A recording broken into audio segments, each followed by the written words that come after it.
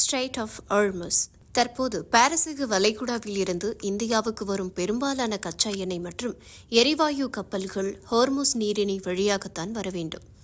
ஓமனுக்கும் ஈரானுக்கும் இடையே உள்ள இந்த மிகச்சிறிய கடல்வழி பாதை தற்போது மேற்காசிய போரினால் மிகவும் பதற்றமாக உள்ளது. இந்தியாவின் 30 முதல் 40% கச்சா எண்ணெய், 45 முதல் 55% LNG மற்றும் 90% LPG இந்த ஒற்றைப்பாதை வழியாகவே வருகிறது. போர் சூழலால் இந்த கடல் வழியே செல்லும் கப்பல்களின் எண்ணிக்கை வெகுவாக குறைந்துள்ளது. கெப்லர் தரவுப்படி அன்று 3 கப்பல்கள் மட்டுமே கடந்துள்ளன.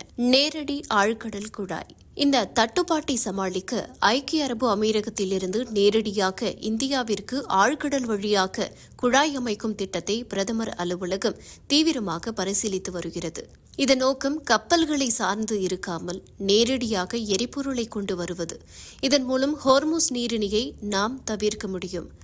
இது ஒரு பிரம்மாண்டமான திட்டம் என்பதால் இதை செயல்படுத்த 5 முதல் 7 ஆண்டுகள் வரை ஆகலாம்.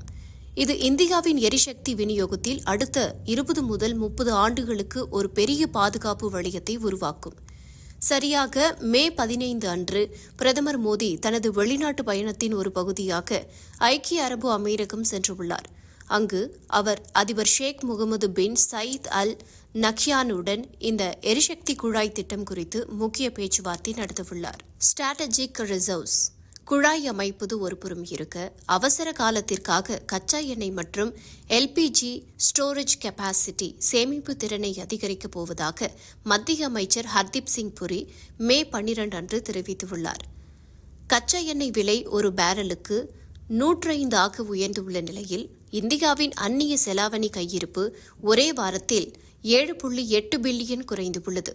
ரூபாய் மதிப்பு டாலருக்கு எதிராக 95.17 என்ற நிலையில் நீட்டிக்கிறது. இந்த திட்டம் நிறைவேறினால் இந்தியாவின் இம்போர்ட் பில், இறக்குமதி செலவு கணிசமாக குறையும்.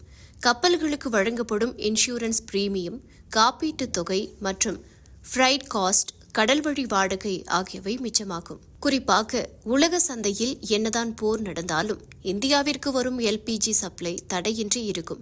இது இந்திய வீடுகளில் சமையல் எரிவாயு விலையை தீர்மானிப்பதில் மிக முக்கிய பங்காற்றும். தன் கையே தனக்கு உதவி என்பது போல இந்தியா தனது எரிசக்தி தேவைகளுக்கு உலக நாடுகளின் போக்குவரத்து பாதைகளை மட்டும் நம்பியிருக்காமல் சொந்தமாக ஒரு கட்டமைப்பை உருவாக்குவது மிக சிறந்த ராஜதந்திரம்.